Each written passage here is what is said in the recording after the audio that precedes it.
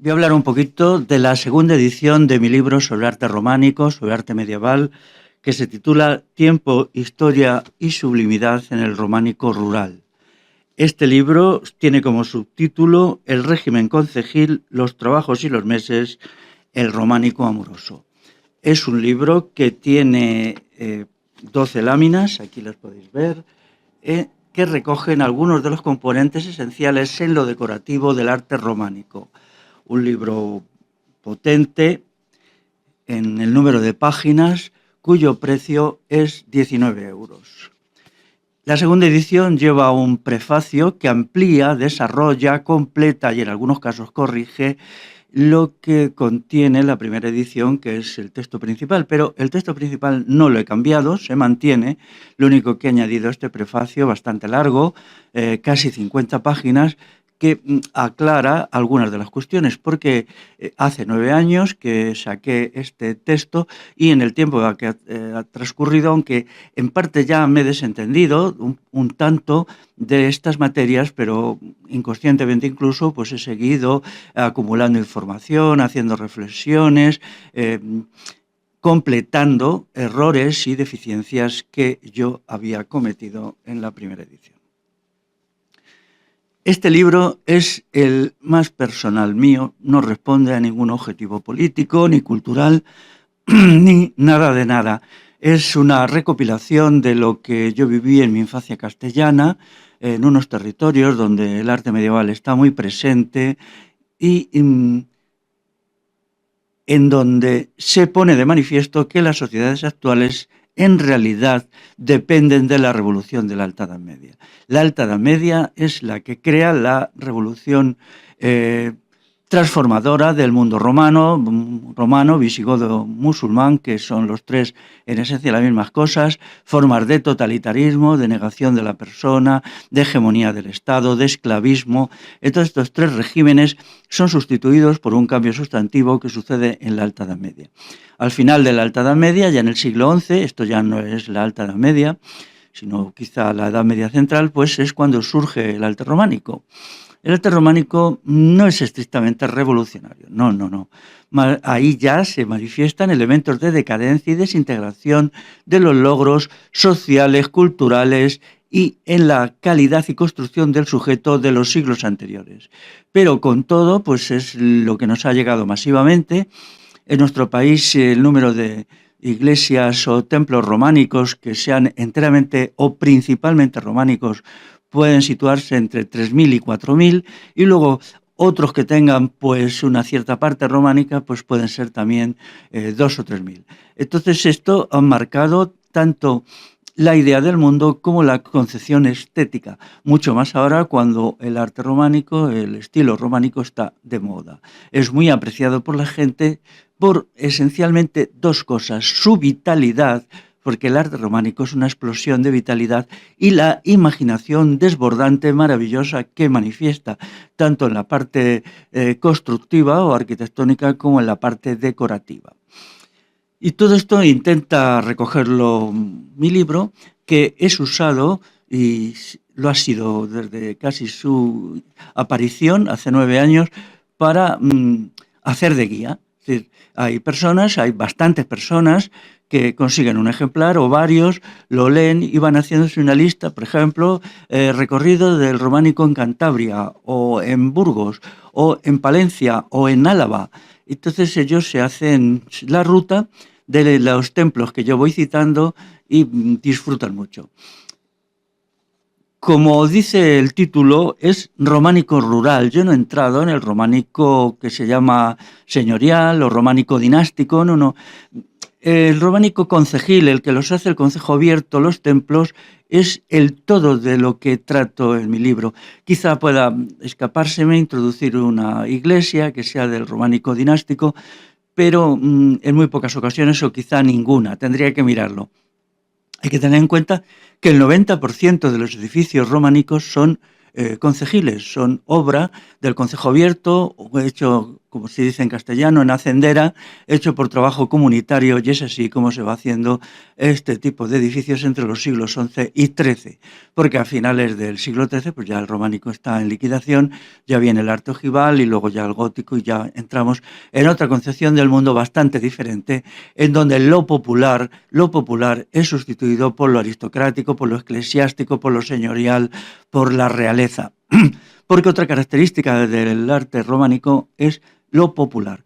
Por ejemplo, la cantidad de oficios que hay allí. Se puede estudiar cómo eran muchísimos oficios, no solamente agrícolas, sino artesanales, industriales, de todo tipo, en donde aparecen los trabajadores. Es un arte de los trabajadores y para los trabajadores, donde ellos se representan a sí mismos cumpliendo las funciones propias de su oficio.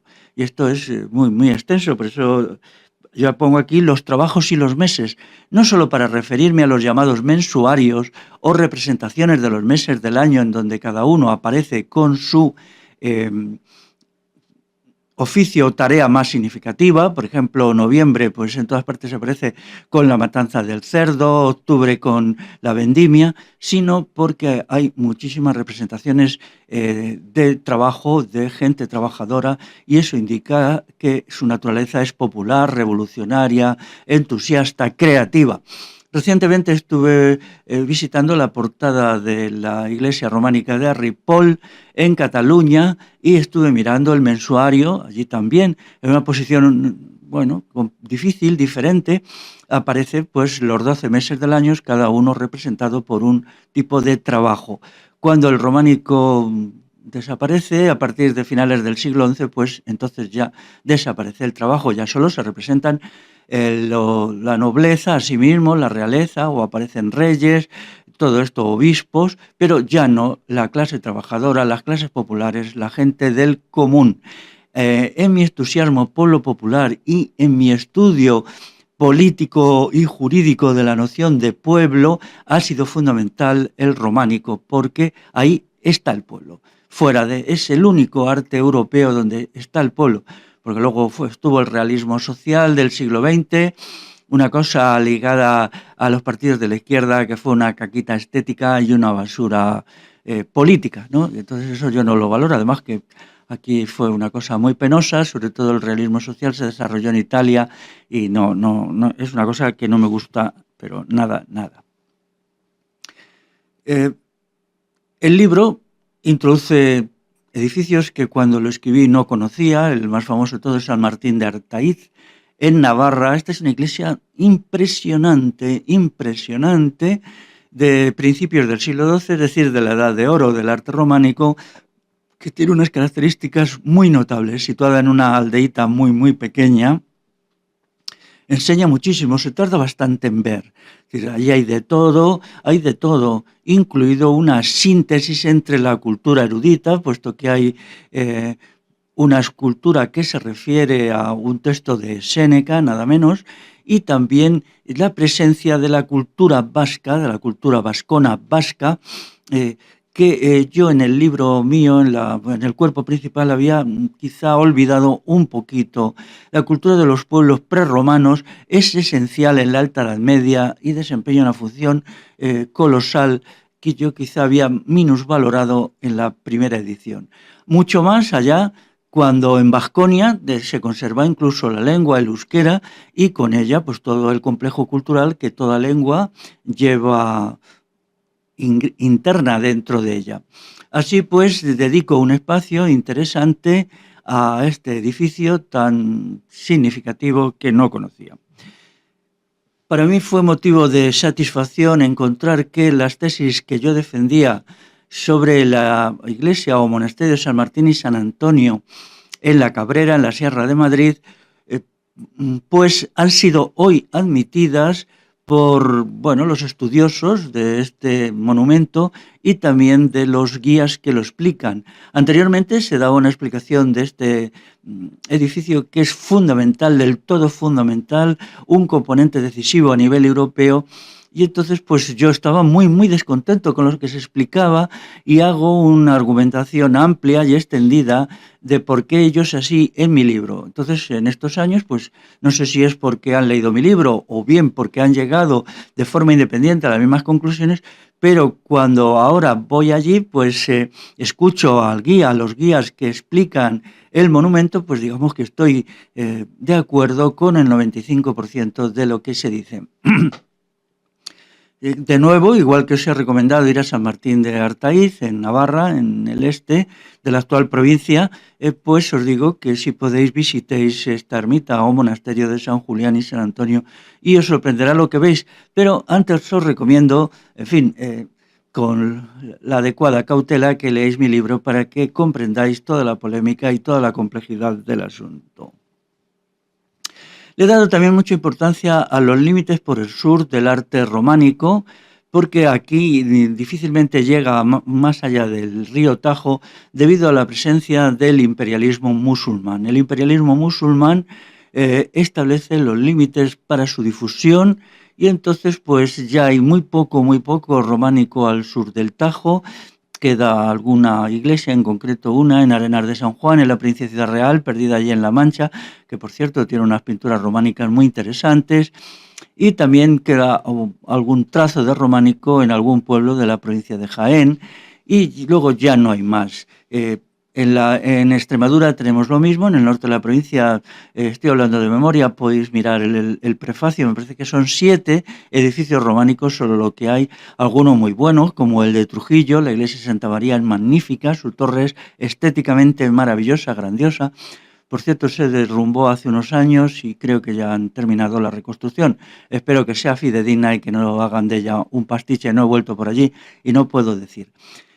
El arte románico es uno de los componentes esenciales que constituyen Europa, a donde llega el románico, por ejemplo, por el este, por Alemania o por el norte, que solo llega hasta el sur de Inglaterra, no ocupa todo Alemania, solo la parte sur y centro, es lo que forma Occidente, la cultura occidental, la parte positiva de la cultura occidental, de la que yo me siento muy, muy, muy orgulloso, no como otra gente que están satisfechos de otras culturas a las que solo se puede calificar de fascismo religioso. Entonces, pues la cultura occidental en su componente esencial se identifica con el arte románico. Os diré una cosa que esto lo vais a entender bien. Donde llega el románico desaparece la esclavitud. En realidad la esclavitud ya había desaparecido en las grandes mutaciones altomedievales y luego lo que sucede en la Europa central en el siglo X, se llama la Revolución de Cluny, o como, bueno, no hay consenso respecto al nombre, pero mientras que en la península ibérica, sobre todo en Vasconia y en los territorios anejos, se habían producido cambios sustanciales que introducen una cuestión que es maravillosa, el final de la esclavitud, pero no el final de la esclavitud porque haya alguna autoridad que lo decrete, sino porque pueblo a pueblo, aldea a aldea, lugar a lugar, persona a persona, toman la decisión grandiosa y magnífica de crear una sociedad sin esclavos y sin esclavas. Entonces esto coincide totalmente con el arte románico. Por eso, al sur del Tajo y sobre todo al sur del Guadiana, en la medida que el imperialismo musulmán es absolutamente esclavista, ya quien lo niegue pues es que está fuera de órbita, no, simplemente habla financiado por los petrodólares de la familia Saud o de los ayatolas, entonces pues aquí no hay románico, queda un poquito, muy poquito en la provincia de Jaén, alguna cosa parcial, muy parcial en Almería, que es difícil de saber si es románico o no, y luego algunos edificios que tienen algún componente románico en Córdoba y Sevilla, lo que se llama el arte, me parece que le llaman fernandino, ¿no? Porque es un nombre extraño ligado al rey de Castilla, Fernando III, que dirige la liberación de estos territorios del imperialismo musulmán, esclavista y ultramisógino. Así pues, este componente cultural, político, maravilloso, tenéis que tenerlo en cuenta cuando veamos el arte románico y se manifiesta en su iconografía, en el aprecio por los oficios. En una sociedad esclavista, pues ¿quién hacen los trabajos manuales? Pues los esclavos, y esto era absolutamente despreciado. En ninguna sociedad esclavista puede haber ninguna imagen de nadie trabajando, porque las sociedades esclavistas desprecian absolutamente a los esclavos.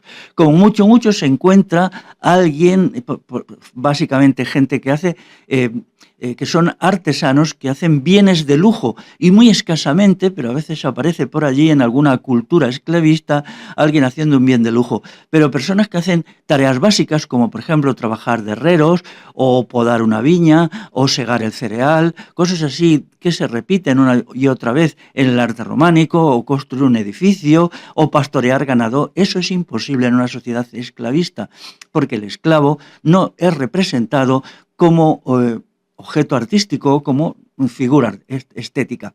Así pues, una prueba obvia y evidente para quienes quieran verlo con buena voluntad, pues es la proliferación de figuras de los oficios, de los trabajos en el arte románico, igual que los mensuarios que celebran el año por el trabajo de cada mes. Esto es excelente porque indica que la clase trabajadora que entonces dominaba la sociedad, existían los reyes, existían los señores, pero ocupaban un papel muy limitado, tenían un poder muy limitado, un poder efectivo muy escaso. Entonces los trabajadores se representan a sí mismos y te están diciendo que cada mes tiene sus trabajos y los trabajos los hacemos nosotros y nosotras, los trabajadores y trabajadoras. Me llamó la atención, por ejemplo, en el mensuario de Ripoll, que aparecen figuras femeninas trabajando, me parece que en la misma proporción que varones, porque luego hay figuras erosionadas, no se sabe bien si son varones o son mujeres, pero ahí se demuestra que cuando esta portada se hace, probablemente en la primera mitad del siglo XII, pues el trabajo femenino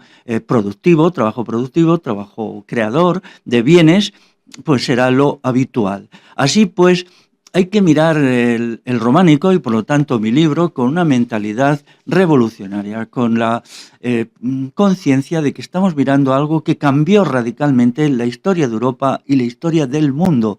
Porque para haber una sociedad sin esclavos tiene que ser una sociedad sin Estado o donde las estructuras estatales sean mínimas y una sociedad sin propiedad concentrada.